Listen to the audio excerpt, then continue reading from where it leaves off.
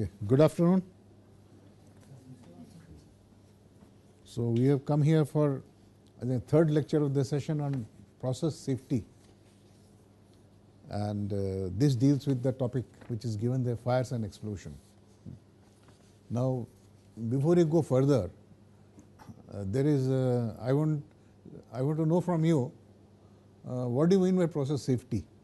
You know safety, right? When you cross the road, you have to be safe, otherwise you get run over. You know what is safety. But how do I combine process and safety? Mostly none of you will know. You will not have an idea what is process safety. So before I begin, I must first, I think, cover that point, unless you would not like me to. Would you like me to cover first what is process safety? Because without understanding process safety, we go into all the rest of the slide. I don't want it to happen that at the end of the day, we feel that it was a waste of time. Right? So let me cover what is process safety. Now, what is process first? Let us understand what is process. Anything is a process, right? Anything that you come across is a process. Like I walk from here to here, I am in the process of walking. Or I eat food, I am in the process of eating food, right? Or if I do some in the laboratory, I do some some titration or something. I'm in the process of doing some laboratory analysis. Everything is a process. Is there anything in this world which you think is not a process? Anything? You're shaking your head. That means you have something in mind. Huh? No. Okay. But now, I believe all of you are chemical engineers or would be chemical engineers, right? Now, for all of you, process is not really what we are talking about in the lighter vein, like walking, eating. That is not the process that we talk. Process has got a definite connotation for chemical engineers or people who work in the process industry or chemical industry, where chemical industry is a specific industry which is also a process industry. The other process industries are metallurgical industries. Steel plant is a process industry. Fertilizer plant is a process industry. Petrochemical plant is a process industry. Wherever some process takes place. Now, what is a process? Now, I will give you a very simple definition. If you disagree with me, tell me. Then we will try to find a better definition. So, process is in which I take some raw material, I do something to it, some conversion. It could be a chemical conversion or it could be a physical conversion like distillation, separation, filtration, whatever, and get some final products out. And when that final product out, it is possible some byproducts may also come. Right? That's a process. Now, unfortunately, in chemical industry, although this process definition which I have given you sounds very, first of all, anybody has a different definition of process? Don't have to agree with whatever I say. Conversion need not necessarily take place. It could be heating or cooling. Yeah, that's the reason I said it could be a chemical process conversion or it could be a physical conversion. Physical conversion means heating, you increase temperature. Physical conversion means you separate gas from liquid or separate one liquid from another liquid. These are all physical conversion. Distillation is a physical conversion. Filtration, where I separate solids from liquids, is a physical conversion. Right? Any other thoughts? Okay. So, a process, although the definition of a process is very simple, take a raw material, do something to it, get a finished product out. Everywhere the same process goes on, whether it is a chemical plant or a fertilizer plant or a cement plant or whatever. Same thing happens everywhere. But unfortunately, when these processes take place, lots of things can go wrong. Many things can go wrong. Now, when things go wrong in a process, what can go wrong? You have by mistake you have produced some cement of inferior quality while you didn't intend to do so, right? So that is something which has gone wrong, because that cement you cannot sell. or you have produced in a petrochemical plant some product like say benzene, which is not of the right purity. So something has gone obviously wrong, you know. It could be somebody has made a mistake in operating the plant, or some control instruments have gone wrong, something could have happened. But when these things happen, such type of going wrong happens, like quality becomes wrong, goes wrong, or I was supposed to produce 1000 tons per day, I produce only 700 tons per day, something has gone wrong, right?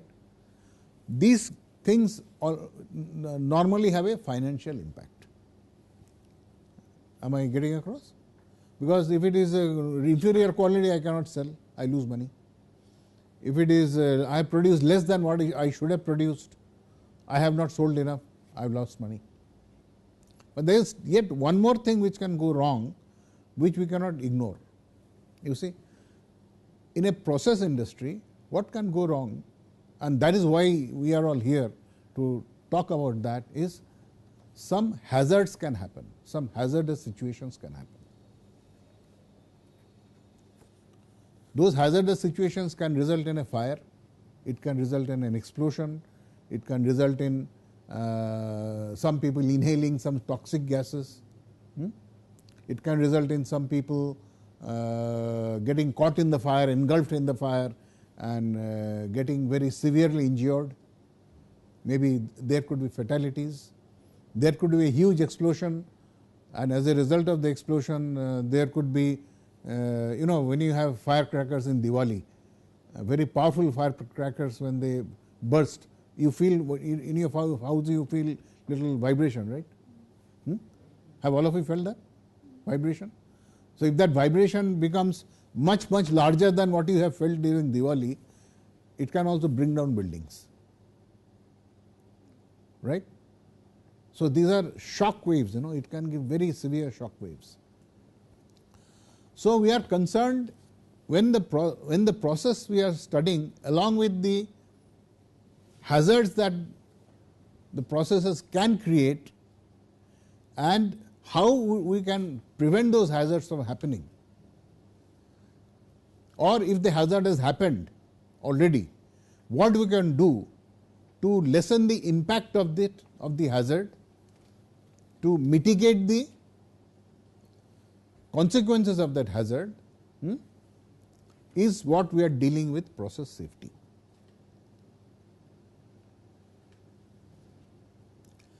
So as a chemical engineer, you learn so many subjects like heat transfer, mass transfer, distillation, designing of heat exchangers, you learn about making programs, you learn about mathematics.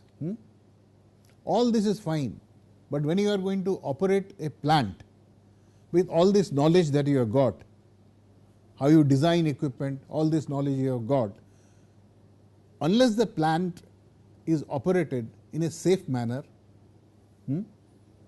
the output that you expect from the plant will not be there. So that is the reason that in earlier days, when I used to study, we never had a subject called process safety in our curriculum. We never understood what is process safety is. Only when we went to the industry, we started getting an idea, but the idea that we got was actually a little bit of a lopsided idea. It is not process safety. We always understood the term safety better than process safety. We never understood what is process safety, but we understood safety in terms of it, not in terms of crossing road, but in terms of working in a plant. So we understood that when a person is walking in a plant and something comes and falls on his head from top, there are a lot of, you must have all visited plants, chemical plants. So some on the pipe rack on top, some nut or bolt falls on the head of a man, and that fellow is not wearing a helmet. You can imagine what will happen. He will probably get a brain concussion, right? Similarly, if a man in a chemical plant where you have got tall structures, you have got tanks, you have got distillation columns, from a height he falls down because he was doing some work there, he has fallen down and he either breaks his head, he breaks his limbs or he is gone. We understood this as safety, but is this process safety?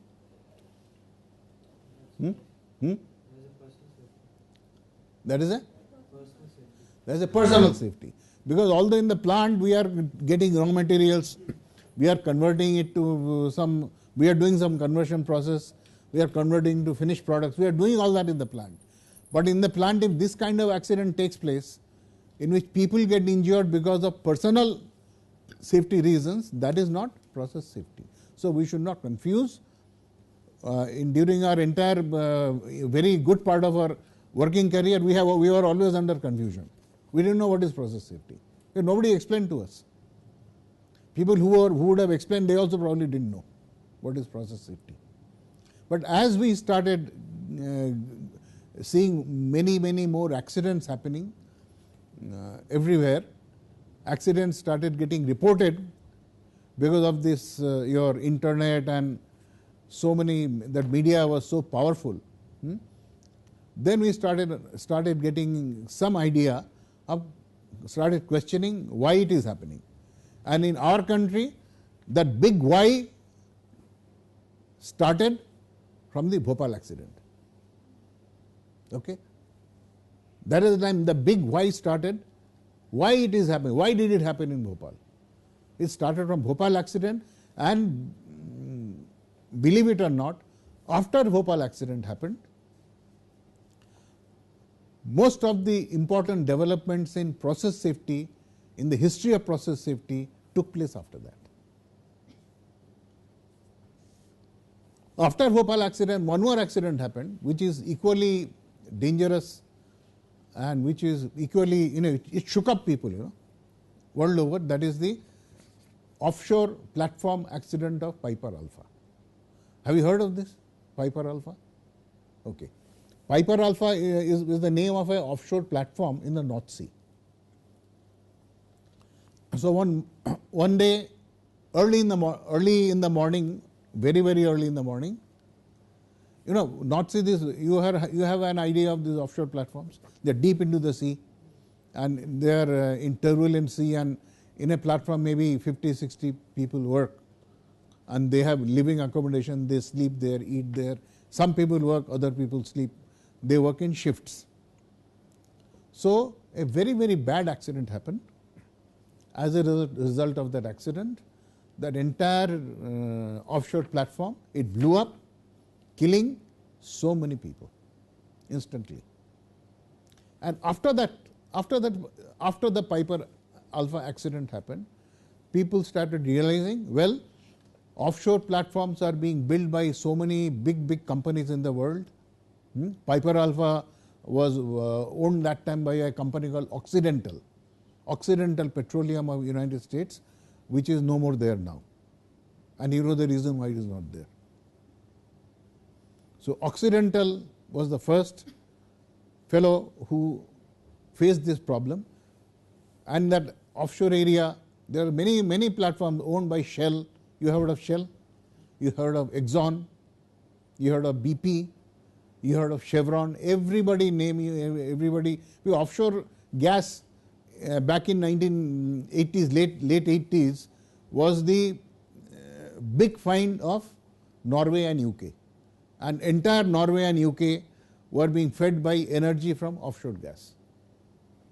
So everybody wanted to take that gas out, pipe it to their country and use it for heating homes, then heating and using as a fuel in factories. So everybody was interested, and everybody was in a mad rush that, no, let me put up a platform, let me drill, let me find out, let me get the gas and bring it offshore and start using it. And it was cheap, right? UK, still today, most of the homes in UK, and you know how cold it becomes in UK, most of the homes in UK are fired by boilers which run on offshore gas.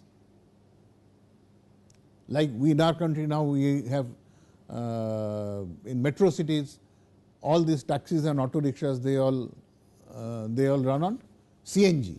CNG is nothing like compressed natural gas which comes from offshore. Like what comes from the west coast is from Bombay High, what comes from the east coast is basically from Kaveri Basin. Okay. So,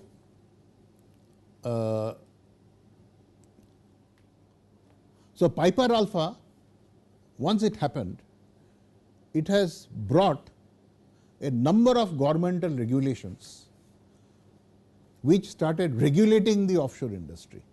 They started telling you what safety standards you must have when you build an offshore platform.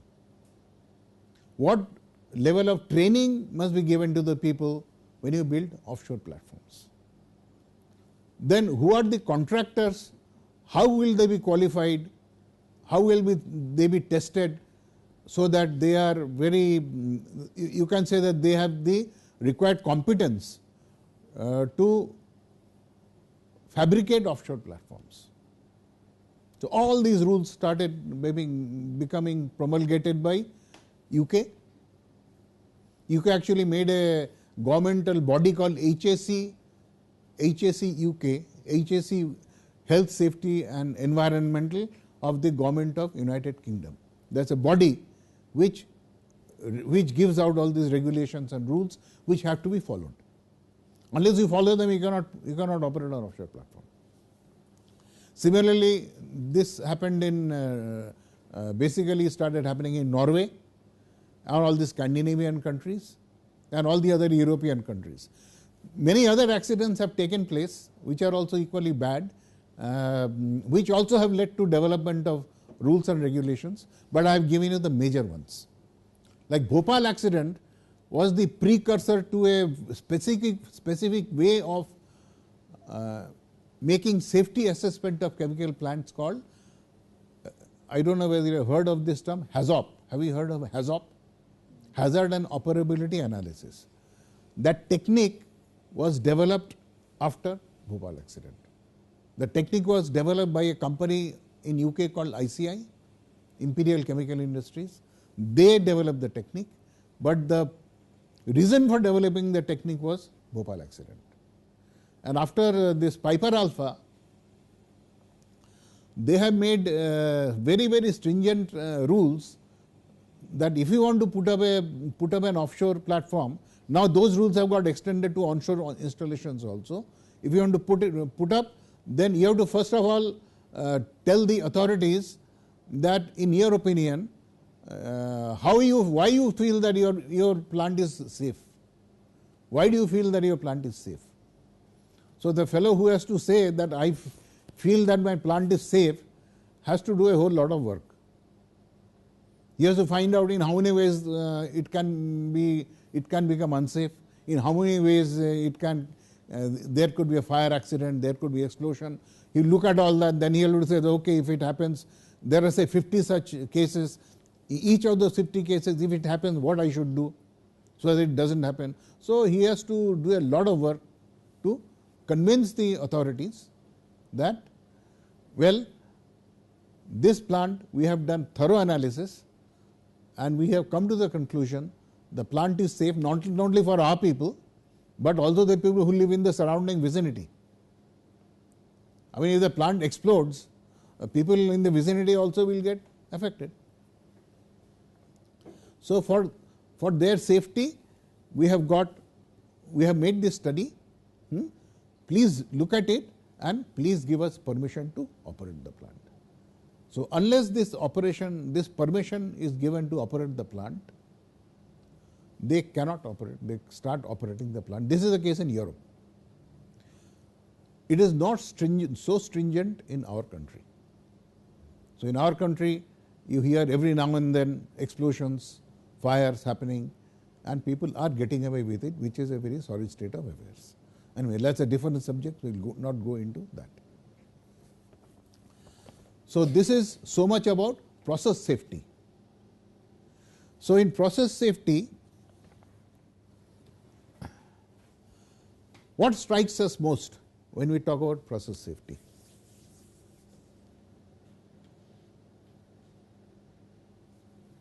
What strikes us most? We are not talking about personal safety, we are talking process safety. What strikes us most? In a chemical plant, what is it that happens in the perspective of process safety? Leakage through pipes, walls. Leakage through pipes or walls. Leakage through pipes and walls, yes. Oil and gas industry, explosion and oil. So that's written in front of you. What happens? Fires and explosions. That's what straight away comes to the mind when you say process safety in a plant, right? My background is I have worked 37 years in a petroleum refinery, and after that I have been doing a lot of consulting work. So our understanding of safety, process safety, is there is a fire or there is an explosion. Thankfully, there have been very few explosions, but more fires. Some people, there have been casualties. In some explosions, there have been casualties. But basically, what do we do when there is a fire or what we did? When there is a fire, 4 or 5 people will go running to the spot. First, we will try to put out the fire, because we have a fire water system, fire water lines. Then we have people, quite hefty people who can hold the fire hose, where the water comes at very high pressure, and put out the fire. Then we have got a fire, we have got people who are trained to do it, and their training is kept up that every morning, suppose there is a crew of 15 firemen in the refinery, every morning they have to undergo a drill, they have to jog and keep themselves fit, and all that has to be done. So that when there is a fire, they are ready to fight the fire. So what do? We go and fight the fire. We put out the fire. Then some fellows say that, why did this fire happen? How did it happen? Then some fellow will come and say this is how it happened, and he will put out a report. And he will be asked, okay, now what should be done so that it doesn't happen again? He will put again something. One man will put something, one of the officers or somebody. It gets recorded nicely in a piece of paper, typed and all that. We didn't have so many computers those days, typewriters, type it. It gets filed and that is the end of it. People forget what happened. Why the fire took place? Because the same fire has happened again after 6 months. So what happens? We don't learn lessons from past accidents. Same thing from explosions. Somebody has gone and done something wrong, some wrong operation, because of which some explosion happens, and some of these explosions are very serious, very severe. Happens. If the luck is bad, some people die. In our country, it's not a big deal, because if somebody gets killed, there will be some inquiry and all that, but ultimately he is paid, his family is paid compensation, and that is also negotiable.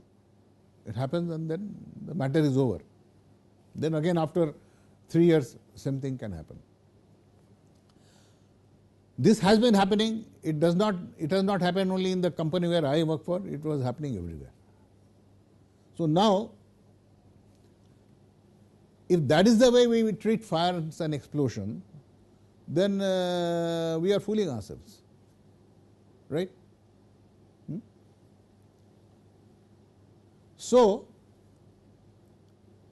it is a very good thing that your institute has started this program of trying to understand what is process safety, not in the manner in which it was being understood so far by people, by companies, but in a manner by which you could understand the reasons why fires take place, how fires take place. Is not more of how fire takes place. How fire takes place also we should know, but we should know more about why it takes place. Why should a fire take place at all? Because if fire takes place, then you have the question of putting out the fire, then you have the question of somebody getting injured, somebody getting burned. All those are come afterwards. The basic reason is why fire should take place. So, this course, the intention of this course is to give you the concept or what goes behind fires, why a fire should happen,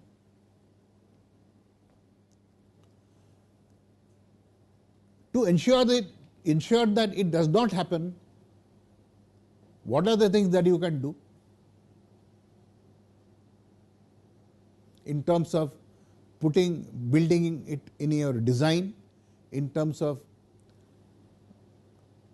ensuring that the people who operate the plant have the required amount of expertise, required amount of understanding, required amount of skill, so that they work safely and you don't get fires. And should the fire happen, because everything is not in our hands, you see. Should it happen, then what is it that you should do to ensure that the loss is minimized and you mitigate the consequences of such an accident. So, in this talk that I am giving today and tomorrow, I will be covering basically the concepts behind it. I am not going to give you any mathematical models or mathematics or arithmetic, nothing of the sort. I want to give you the fundamentals, the principles behind it, because if you know the principles behind it, if you understand the principles behind it, then how to make those principles happen in terms of engineering it, that is something else which you can always learn. Now, this subject of process safety, fires and explosions is something which you have to see from the perspective of all the subjects that you have studied in, all the major subjects that you have studied in chemical engineering, because everything will be required. Your understanding of heat transfer, mass transfer, your understanding of dispersion, your understanding of electricity, everything will get, if you want to do something about it so that fires don't happen, the entire set of knowledge will have to go in to build it into the design. How it happens, we will see by and by. Now, before we proceed to the next slide, I would like to first explain to you some of the very fundamental definitions. I call them definitions, they are definitions, but through these definitions you get to know some concepts. So, let us first get the basic concepts clear, because it will help you to then go down further and apply these concepts when in specific situations.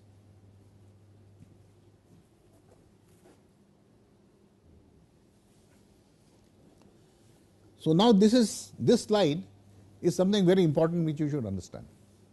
It says essential elements of a fire or a combustion are fuel.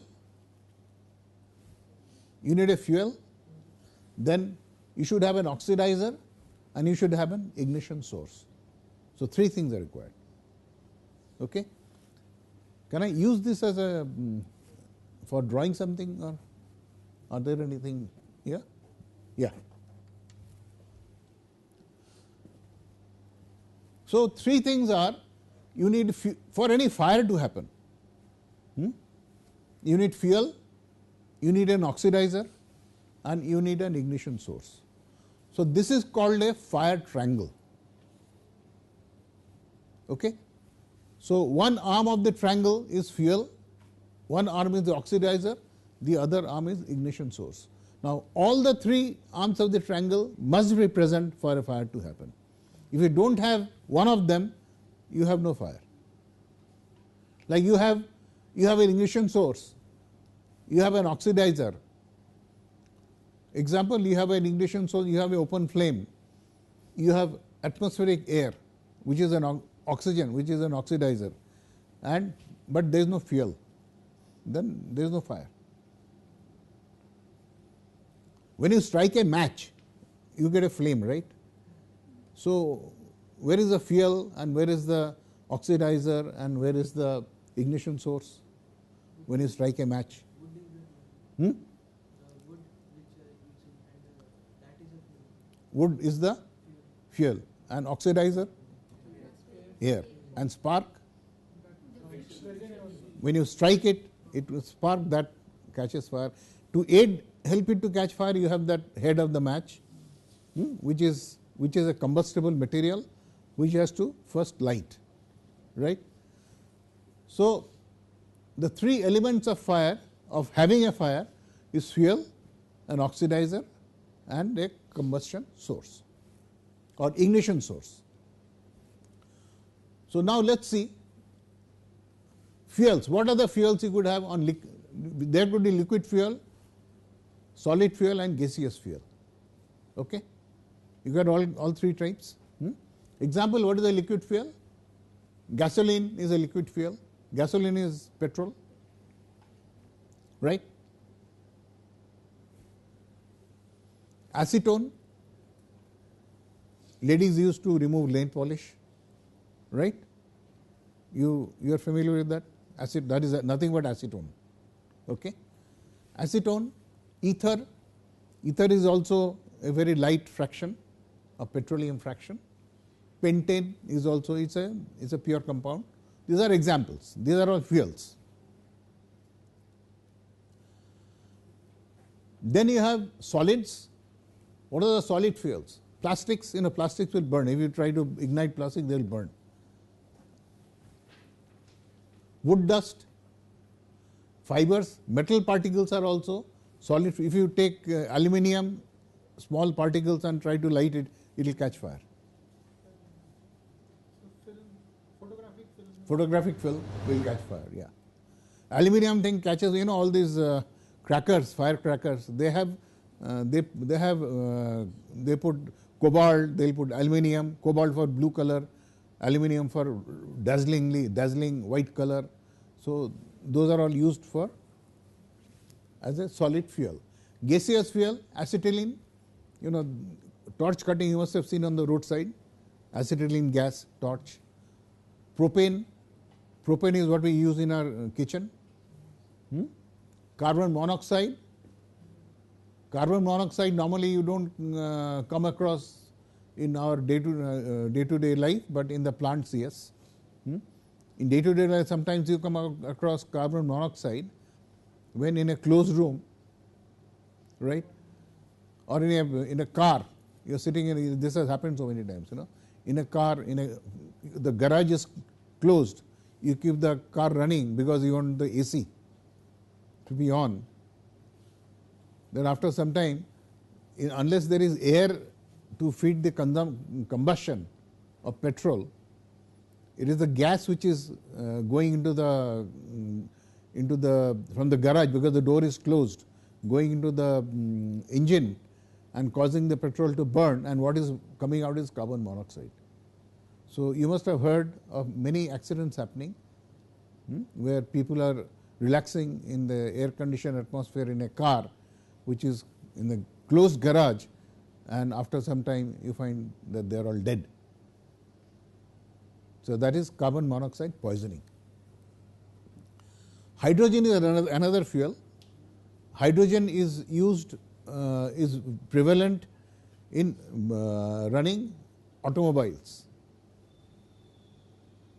We don't have such things here in our country, but many European, American countries, like we are putting petrol in the car, there are cars running, you can go to a petrol or gas station and fill hydrogen in your car. So hydrogen is another fuel. So these are examples of fuel. Okay? Why are we doing this? We are slowly trying to understand what happens if something happens, what happens. Okay?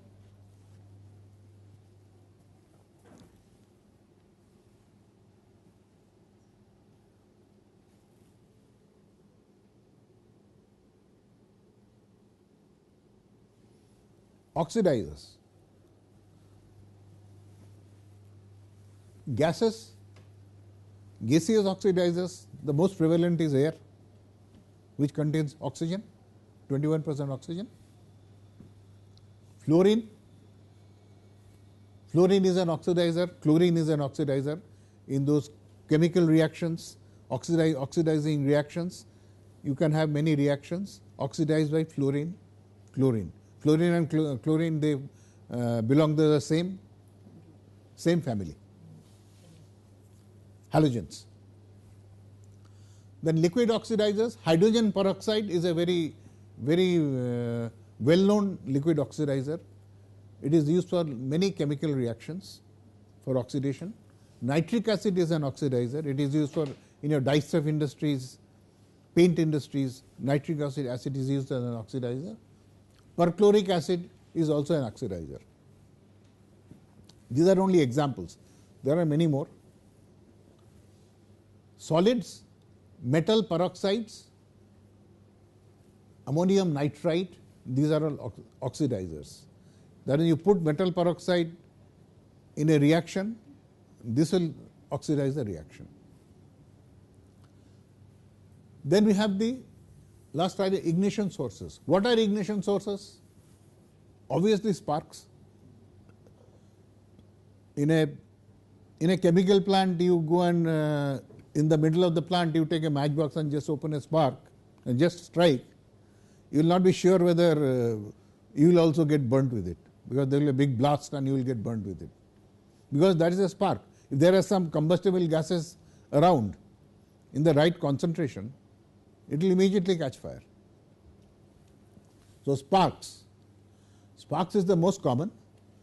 The other thing which is also quite common but not well understood is static electricity. You have any idea about static electricity? When we dub, there are some particular things. So what happens is the charge gets accumulated on the surface. So when those come into contact with each other, there is a transfer spark jump, right? Especially like when in winters when sweaters, so those have lots of the static. Or in winter you comb your hair. Huh? You will find that when you take the comb out, you will find some noise, that is a small spark jump. Or you in a winter you walk on a carpet, right, with dry shoes. You will feel that as you move there will be small sparks. These are very minute sparks, and you will not be able to see it also, but sparks get generated. But those are harmless, nothing happens. But static electricity can be really harmful in certain situations where it can lead to fires and accidents. For example, right in your east coast, not so much in Chennai, but you move a little up, Visakhapatnam, in that region, the accidents due to static electricity is quite common. And that static electricity, the spark jump is coming from the clouds, lightning strikes. Accidents with lightning strikes is very common. For example, in a refinery or any other plants, there are many instances where you have long vent pipes through which some gases, combustible gases, small quantities are let out into the atmosphere as a normal process. When there is a severe lightning strike, you will find that at the top of that pipe, the gas catches fire. The gas is there, fuel is there, oxygen is there, but spark was not there. With the lightning strike, you also get the spark, so it catches fire. There are many other situations where it happens. The most dangerous thing which happens in a chemical plant is, in a refinery is basically, when you allow liquid to flow through a pipe, okay, allow liquid to flow through a pipe at a high velocity, you have a, for example, you have a tank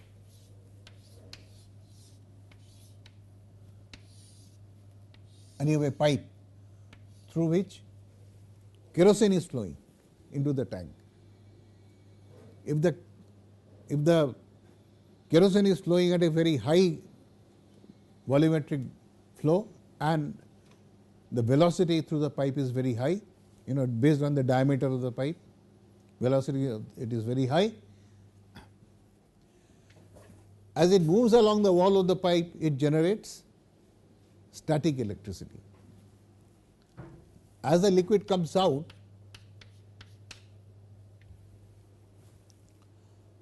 the accumulated static electricity will immediately jump to the nearest conductor.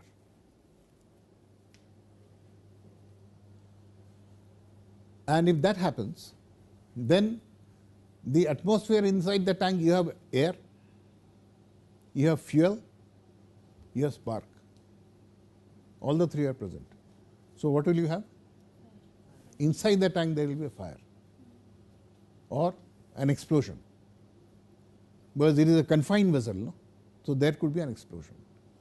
So there is a cardinal rule that whenever we are trying to take any petroleum liquid inside a tank which is empty to begin with, I must not allow the velocity of the liquid to be more than 1 meter per second. Once the liquid level has built up to some extent, so whatever static electricity is there, it will get dissipated within a liquid level. There is no oxygen there, so there is no problem. So while the tank is empty, you cannot have a very high velocity, and the most dangerous product is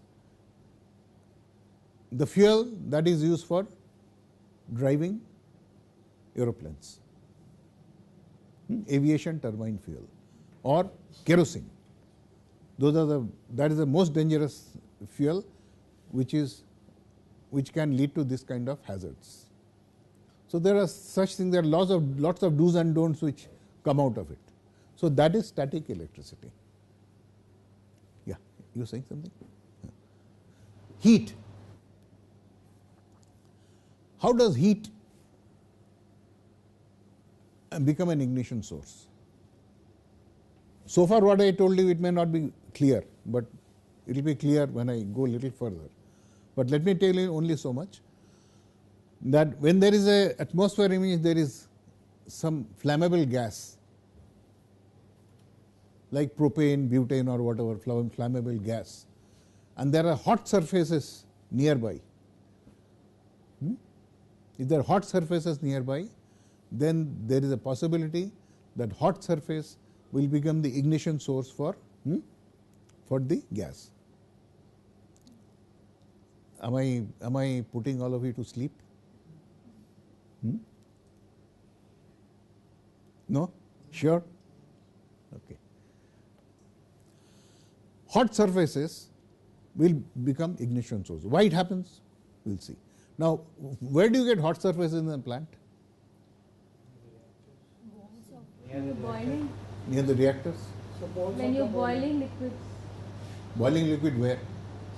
in reactors. Liquids don't boil just in the open, no, in the plant. Heat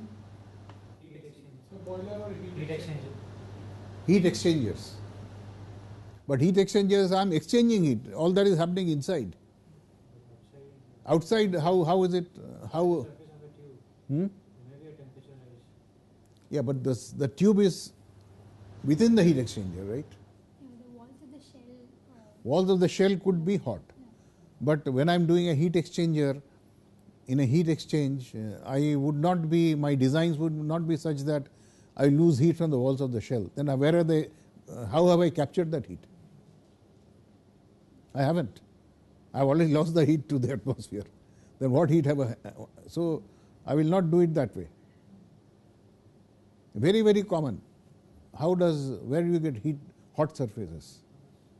Reactors, yes, but reactors are all, they are all insulated and all that, all big things, Let's see a simple thing. What is the most common hot surface in a plant? Pipes, transport pipes, What pipes? transport pipes. What do you mean by transport pipes? Pipes transporting some oil or some liquid or chemical, but why should it be hot? Products could be hot. Products could be hot after a reaction. Yeah, products could be hot, but then Then it is insulated. they are insulated. You are right. The most common thing is, you see all these small plants where we have so many accidents, they don't have all reactors and all that. They are very simple batch processes. These fellows who make pharmaceuticals, nothing against pharmaceutical industry, but to a chemical engineer it is not a big challenge. To a chemist, yes, but not an engineer, right? Because after all, they are all like kettles, right? But these accidents happen in that type of plants. So where is the hot surface coming from? It is what you said is right, hot material going through pipes, and the most common hot material that goes through pipes in bulk of the industries is steam. Everybody uses steam because steam is used for heating, right? And everybody has a small boiler, he gets steam, it is used for heating, and the insulated pipes which carry steam, in most cases insulation is damaged, it is stripped off, nobody goes to replace it, so you get nice hot surface at the temperature of 150 degrees, 170 degrees centigrade, right? And if you have a nice good atmosphere of propane and butane mixture in the vicinity, it can easily become a source of ignition. Okay. So far so good? Am I got across? Okay. I am going a little slowly because these are all concepts. We must understand the concepts. Because I know you are in the college, you have not visited industry to the extent it is required to visualize these things. So I am just taking a little more time to explain to you. But I am happy that you are able to absorb and understand. At least all of you are nodding your head. So that is good.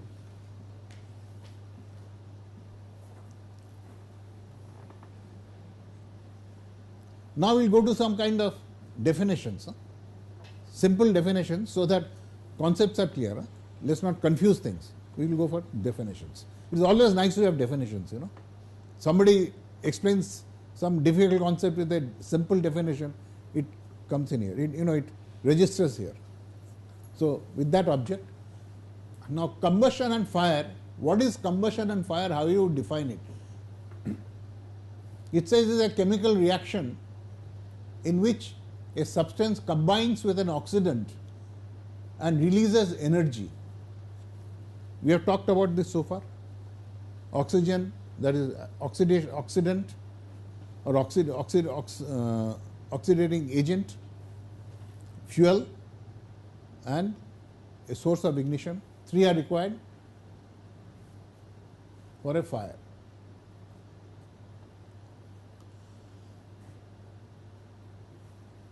And when a fire happens, what is that fire?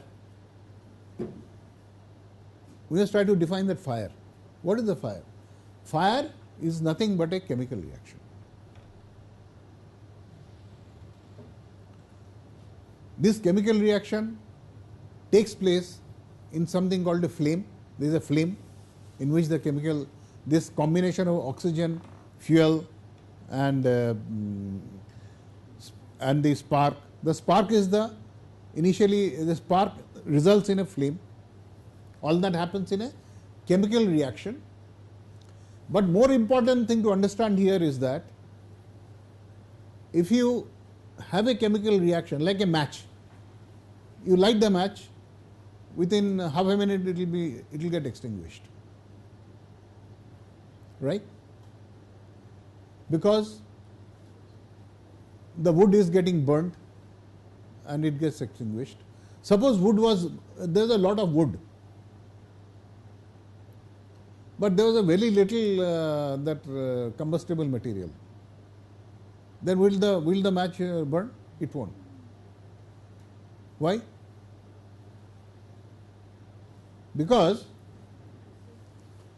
the energy that is released to carry out, sustain the reaction, if that energy is not enough, combustion cannot be sustained. For example, if there is a flame, it releases energy, right? Suppose the flame was such that it is very little material was there at the head of the match, and the energy it gave was very little energy after that it got extinguished.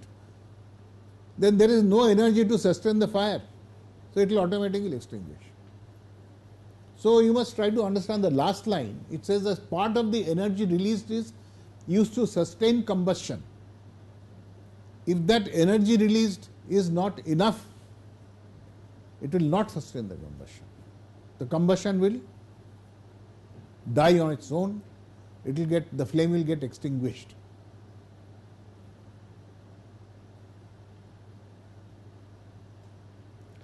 Is it clear? Can you give another example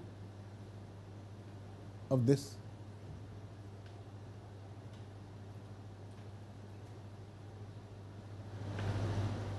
Where the energy is not sufficient to sustain combustion, energy released.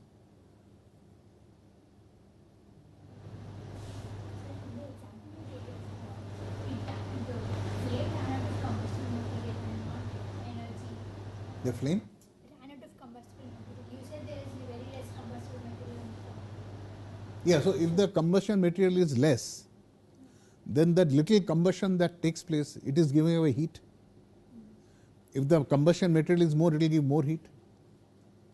Combustible material, if it is less, it will give less heat. If that heat that is so less that it is not enough to burn the rest of the wood of the matchstick, that wood will not burn of the matchstick. When the spark plug gets cold in a bike. Pardon me? When the spark plug gets colder in a bike, Yeah. it doesn't give sufficient spark to ignite the continue the combustion. fuel, the petrol. Yeah, but that is that lack of released energy, or is it because the spark is not strong enough? So that is not what I am talking about here. On a cold day, like in the morning, when you start, it combusts, but then it doesn't sustain combustion. Like it gets switched off. It doesn't continue. No, if that happens, that means you are not giving enough fuel. Fuel is there in the tank. No, fuel is there in the tank, but it must get into the cylinder. If it doesn't get into the cylinder, it will not burn. Am I? What we are talking about is that the released energy because of burning, because of combustion, if that released energy is not enough to sustain combustion, then the combustion cannot continue. That's what we are saying. And I am giving example as a matchstick that is the closest to us to understand. Huh? Electrical spark. Electrical spark in what manner? Can you explain? In household, small sparks comes up. Yeah. But that is not sufficient to carry out the burn through the wires. It just sparks. That means what you are saying, the spark does not have energy, enough energy. The spark does not have enough ignition energy. That's why it doesn't burn. But we are talking about a case where the fuel is burning, but it's not giving enough heat. So like in Hindu, we do that Havan thing. Yeah. So in that wood is not sufficiently, it doesn't have sufficient energy to burn by itself. So we add ghee on that. So that can be. That's a good example, because unless you add ghee, Yes, sir. It won't burn. It won't burn. in terms you don't, unless you add fuel to the fire, it won't burn. So little bit, if you just put wood and put little bit of ghee and try to burn it, that ghee will, by catching fire, the ghee will not give up enough heat. Ghee is after all it's a carbohydrate. It has to burn to give an exothermic heat of reaction.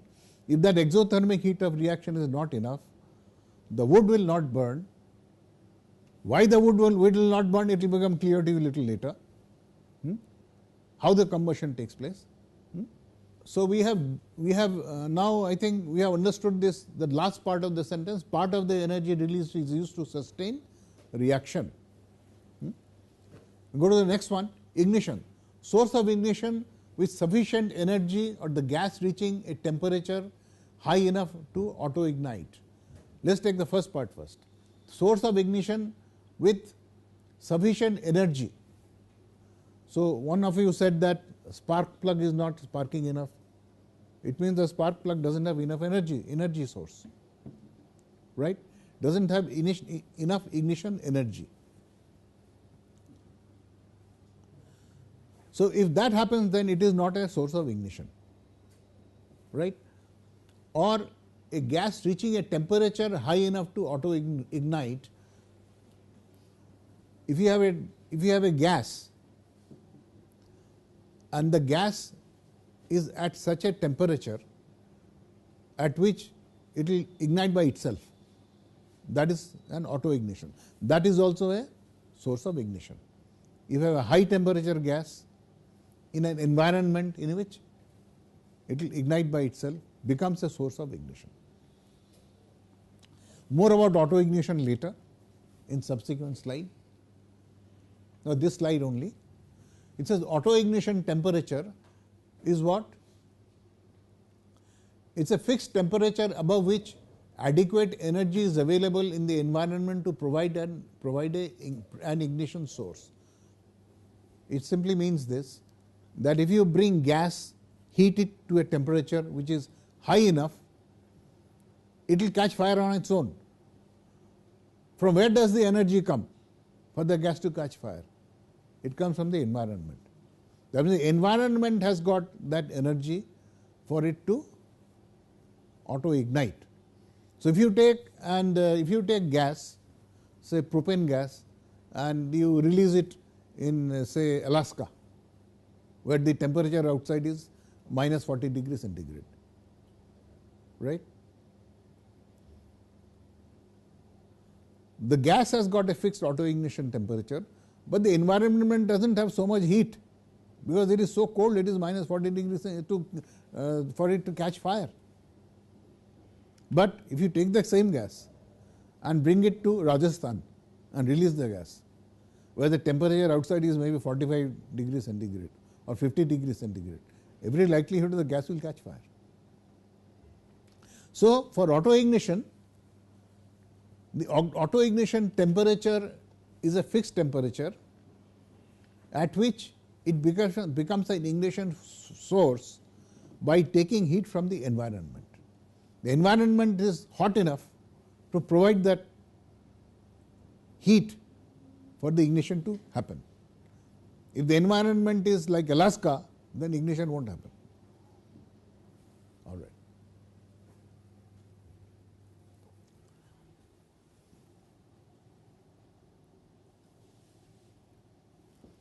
You go further on. Have you heard, anybody heard of flashpoint? Huh? You have heard of flashpoint? All of you? So what is a flashpoint? It's a temperature at which a fuel catches fire. So for instant like 4 seconds, for a very small instant, that is a flashpoint. So flashpoint is the lowest temperature. So let's give your thinking a definition. It is the lowest temperature at which a liquid gives off enough vapor, enough vapor to form an ignitable mixture, right? Form an ignitable mixture with air. As adequate vapor is produced, as inadequate vapor is produced to maintain combustion, a vapor will burn only briefly. That means it is the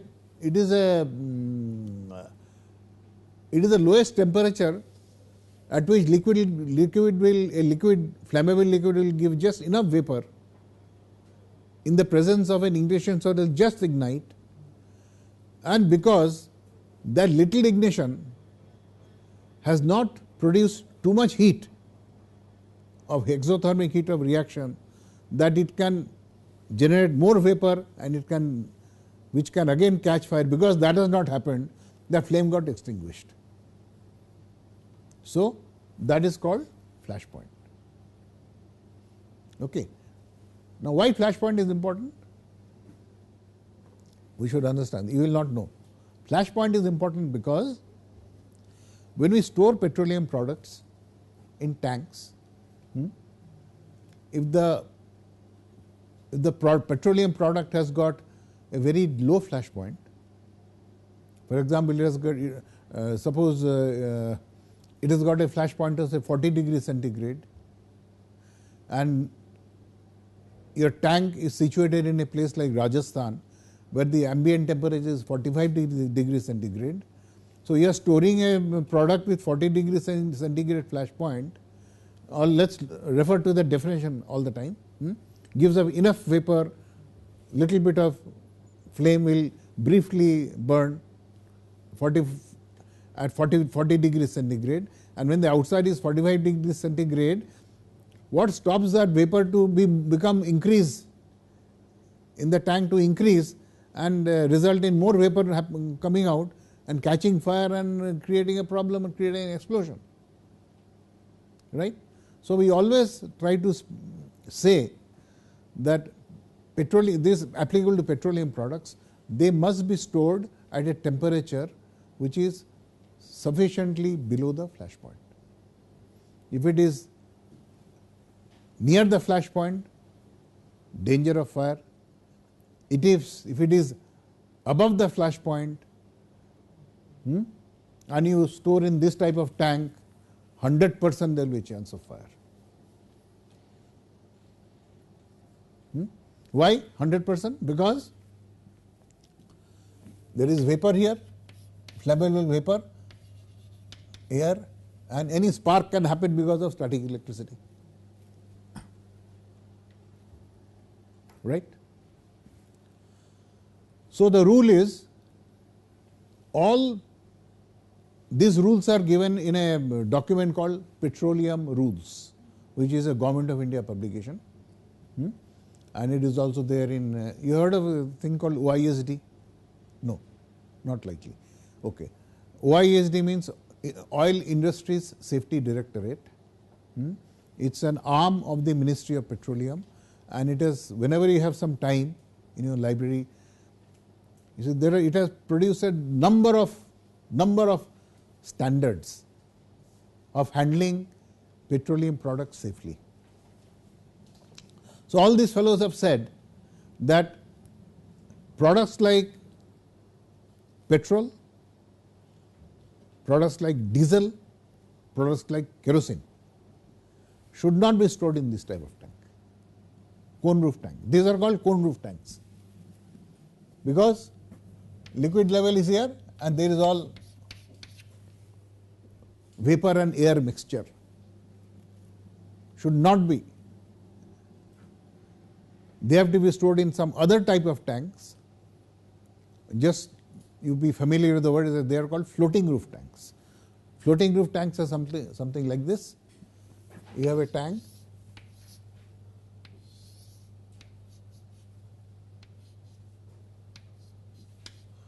the liquid is all here, and as the liquid level goes up and down, this roof also moves up and down. Okay, this is called the floating roof, and there are seals here, so that vapors cannot go through the sides. So, these floating roof tanks have eliminated the vapor space.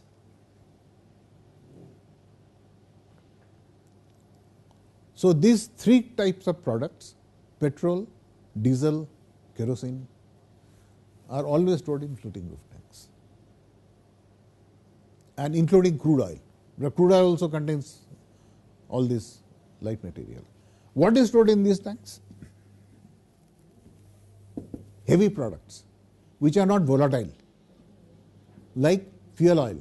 Fuel oil is not volatile, it is thick material, right? It does not give out vapor when you store. Okay? So, these rules that I just quoted, petroleum rules, it gives the, if the product is below some I think 45 degrees centigrade flash point, stored in this tank. If it is above this tank, stored in this tank. All these are very clearly mentioned. So, in India also, if you want to go and get approval for putting up such tanks, they will check, have you selected the right type of tank for storing this type of products. And unless they will not put the stamp, and the office or the body which is responsible for doing it is Chief Controller of Explosives. There is a body, very powerful people, Chief Controller of Explosive. They will take a drawing to them, that these are the tanks I am putting. Unless they put the stamp on that, on that drawing, you cannot go ahead and start fabricating. Okay. So, that is the importance of flashpoint. It is not only the definition, but we should know the intent behind it, why it is important. Okay. Sir, in this type of reactor in the floating roof, right, is the vapor not formed at all, or is a mixture of vapor and air? Yeah, because this roof is nothing but a plate, you see, 6 millimeter thick plate, or So it is just floating on it is sitting on the liquid. yeah, so if the liquid is above the flash point, Yeah. the vapor will be formed, but it will not form an ignitable mixture with it. No. If this is the floating plate which moves up and down with the level of the liquid, then there is no space between the top of the liquid level and the bottom of the plate. There is no space. So, there is no vapor space at all. Vapor space is eliminated. Have I answered your question? Can't we have a vent with the exhaust in that? Vent with an exhaust? Vent with the exhaust. Here, and put an exhaust fan here to take the thing out. Is that what you are saying? Yeah, you can have that, but what are you trying to do by that? Trying to remove the air and the vapor mixture. Yeah, but at any given point of time, vapor is getting generated. You are removing it all right, but it is still there, no? Vapor is still there. But then what will happen is, if you try to take this vapor out at a much higher rate than it is getting generated from here, this space will go under vacuum. And what happens when a container, enclosed container goes under vacuum? It will implode, it will collapse. Right? So, you cannot put these things under vacuum. Okay? So, that is the importance of flashpoint. So, now whenever you are in a industry where you are in charge of some group who is dealing with storing petroleum products, because all these are petroleum products, like you go to a petrochemical plant, go to a fertilizer plant, every type of plant, these are all petroleum products, naphtha, and you are in charge of doing something with the design, then you will again remember this class. We talked about flashpoint. Well, flashpoint will come back again and again. Okay? All right. 5 more minutes. Next is fire point. What is fire point? From flashpoint, In flash point what happens? We just heat it so slowly, provide the heat so slowly that very little vapor comes out, the lowest temperature at which it just catches fire, but the flame cannot be sustained. But suppose we start putting enough heat in that material, on that oil, what will happen? Flame will sustain, no? And the whole thing will catch fire. You have studied it, so it happens in a cup. We do it in a cup, right? Open cup flash point, Penske Martin open cup flash point, a Penske Martin close cup flash point, and Cleveland open cup flash point. So if I put more heat, what will happen? The entire thing will catch fire. It will not be a just momentary fire. The temperature at which that happens is called fire point. So definition wise, lowest temperature at which a vapor above liquid will continue to burn once ignited. And obviously it is higher than the flash point. So these two concepts are clear, fire point and flash point. It is more important that the flash point be clear. Fire point is a corollary of flash point.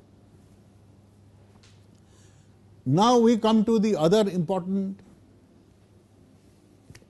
item called flammability limits. We have time to do it, no? Huh? 5 more minutes. We cannot finish it in 5 minutes. We cannot finish. So, do we want to stay for some more time? And huh? Oh, another lecture is there. Okay. Okay. Let me tell you very briefly about flammability limit first, and then when we meet again tomorrow, we'll talk about it. This is a very important concept, flammability limit. I'll first read what is written here. Okay. It says, vapor air mixtures will ignite and burn only over a well specified range of compositions. It only means that, suppose I have a mixture of methane and air, methane and air mixture. It is a flammable mixture because there is air, there is fuel, when there is a spark, it will burn. But what it says is that no, it may not happen always. Why? When will it not happen? For the mixture to be flammable, it is necessary that the methane air mixture must have a minimum methane content and it must also have a maximum methane content. It will be flammable only in this range. If it is lower than the lower methane content, even if we bring a spark, it will not burn. If it is higher than the flammable, higher than the highest methane content, then also it will not burn. That's simply what it means. Now I will give you an example by which this thing I want to drive home this point. You have seen in petrol pumps, right? You have got the dispensing pump. From where the petrol comes? Tanker is outside, but the pump is underground. So underground, there are tanks. Suppose this is the petrol pump, this is the dispenser. Then there are tanks here underground, in which there is petrol. Okay, and there is a pump here, and the pump will take suction from here and will go into your car. And when the level comes down, you have to bring a tanker and fill petrol here, right? Okay. Now in this tank, if I take a source of ignition, like if I make an electric spark over here, will it catch fire? Will the tank catch fire? Depends on flash point. It is petrol. it is flash point of petrol is something like maybe minus 10 degrees centigrade or minus 20 degrees centigrade. Hmm? It's above the UFL, the upper flash Hmm? oxidizer is also It is oxidized there, no, because this vapor space is nothing but air and petrol vapor mixture. Air is there, but will it catch fire? So it may be above the upper flammability limit because concentration is very high. Maybe above the upper flammability limit. Anybody else? Since the tank is full of petrol, there is more chance of getting into upper flammable limit. Because Anybody else? Do you agree with what he says?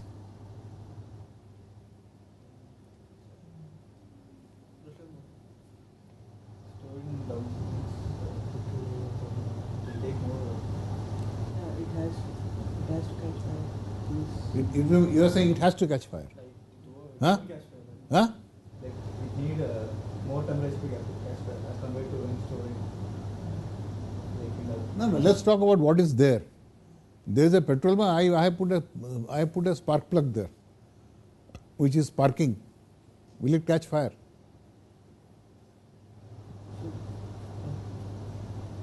Why? Because sir, that triangle is getting complete. Like fuel is there, like petrol is there, like oxygen is also there, and we are giving back spark. That is playing the role of ignition, sir. So this will catch, according to this will catch fire. That vapor air mixture above the liquid inside the tank will catch fire. Right?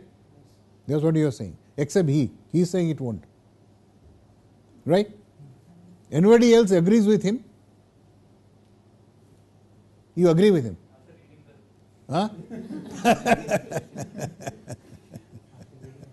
Okay. Now, petrol, let's take it as petrol is a complex mixture of right from C4 to C6, C7, right? Let's take it as something like C6 average, assume.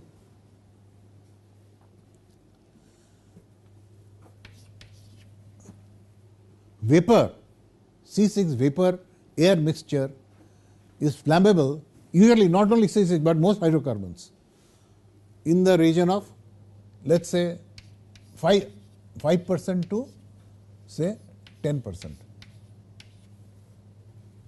I may not be very accurate on these figures, but example, I am giving illustratively 5% to 10%. So if this petrol vapor and air mixture is such that the petrol component is between 5% and 10%, it is a flammable mixture. If it is below 5% or above 10%, it is not flammable, which means that although oxygen is there, although fuel is there, although spark is there, it will not catch fire. What is happening here? The petrol is exerting a vapor pressure in an enclosed vessel, right?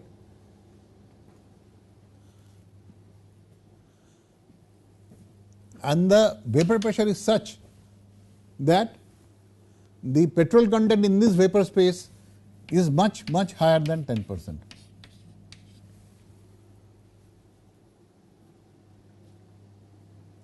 So it is a rich mixture. It's a rich mixture of petrol and air. So when it is a rich mixture of petrol and air, that mixture is not flammable. So it never catches fire. But if you take petrol from a bottle,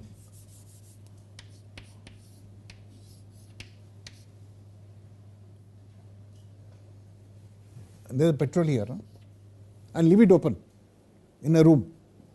This I wish I had a video to show you. I don't have that video. And leave it open in a room. So the bottle is there and I am lighting a match here. Whole thing will catch fire. It will be a flashback. Because the petrol is very volatile, right? The petrol which evaporates from there and fills up the room. The petrol air mixture in the room is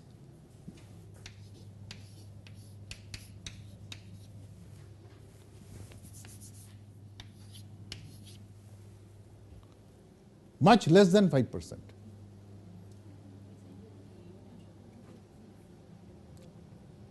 Okay.